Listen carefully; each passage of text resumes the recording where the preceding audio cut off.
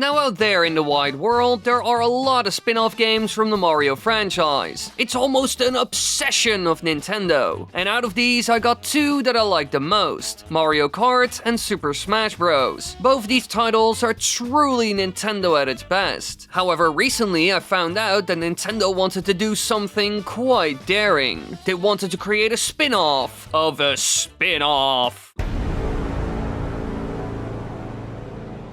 Now, if this isn't some sort of Inception then I don't know what is. And today we will look into it, because while the concept behind it is certainly odd, it would have been a great fit together with Mario Kart. So, let's jump right in.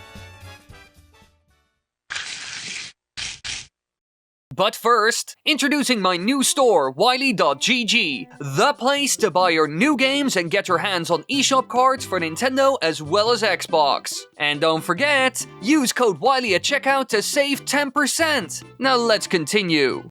Now, when Nintendo started with the Mario Kart franchise, they had no idea that it would be so popular. Super Mario Kart was born out of the idea of making a two-player racing game following F-Zero, which was exclusively single-player.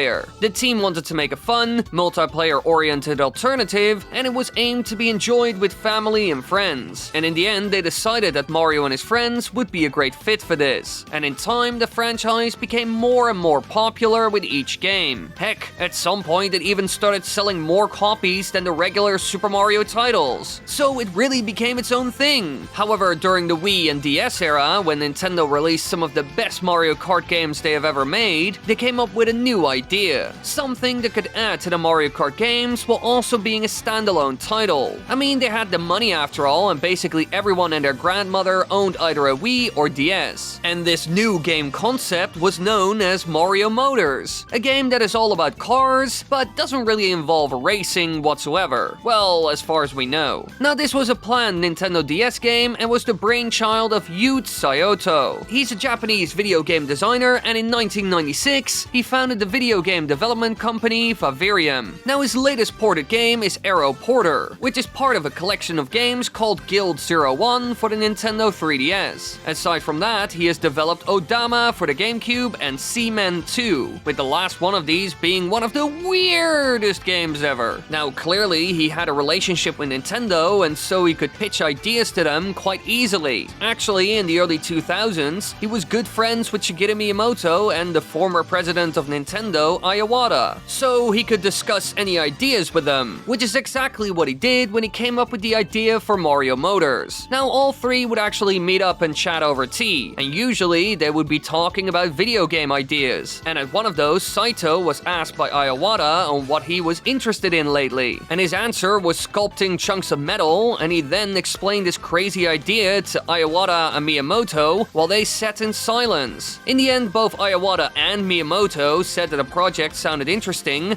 and said that they could give it a try, which actually happened, because as you can see right here, there are screenshots of the game which explain its concept. But in general, the development of this title is shrouded in mystery, as well as the fact on how the game got cancelled, as Sayoto said he wouldn't give an exact reason why. So in a lot of ways, this title is a little bit mysterious. So let's try and find out why it was cancelled and what kind of role it could have played in the Mario Kart world. Now, the main concept of Mario Motors was that players could build engines and other car parts out of chunks of metal. For example, a player could shave and sculpt metal into a cylinder, which could be added into an engine, and it would decide the ability of said engine. There was also a plan to add blowing into the DS mic in order to teach people about acceleration, but that was canned because of fear of a child losing its breath, which in my opinion is a weird reason for ditching such a feature, as it was seen in games like Phantom Hourglass. In that game, you have to blow into the DS to extinguish some flames that are found in front of a dungeon. So it's weird that it's in that game while it was removed from Mario Motors, but that doesn't matter. In the end, we don't know much about it. There are some screenshots of it out there, and the only character seen in it is Mario and some elderly scientist character. And when it comes to the whole carving into metal concept, we have actually seen that in a tech demo for the DS in 2004. It was playable at E3 2004 when Nintendo showcased the DS's touchscreen to the public for the first time. Aside from that, no one knows if racing was going to be a part of it, or or that it could link up with Mario Kart or something like that. Some sources I found said that you could race with your vehicles in locations from the Super Mario series, and it would also let players race against people they street pass. However, I'm not sure if this was actually going to be in the game. Again, the information is limited and not always verified. Personally, I think it would have been a fun side game, especially if you could use the stuff you made in a game like Mario Kart DS. For example, you could build your own car parts that could then be used in Mario Kart DS or Wii by importing them. This way you could really create your own vehicle that you would race with, which wasn't a thing back then. Mario Kart 7 for the 3DS was actually the first one to introduce the option of personalized player vehicles. It allowed you to select the body, tires, and the glider to build your perfect kart or bike, and you could unlock more parts by collecting coins. And these parts affect the stats of the vehicle, and so it will work better in particular situations, or it's a better fit for your playstyle. Now, this was one of the best features that they added to the series in ages, and I think they got this idea from Mario Motors after it got cancelled. Personally, I think they wanted to make the parts usable in Mario Kart games. Otherwise, Mario Motors wouldn't have that big of an appeal, and I bet this was almost impossible for them to achieve, because they wanted to give players the freedom to create almost anything. And so you would end up with a lot of different parts, which could change the racing experience in Mario Kart, and adding stats to them would be hard as well, unless you limit what the player can do and make. So it would be cool, but also really hard to implement. And so I think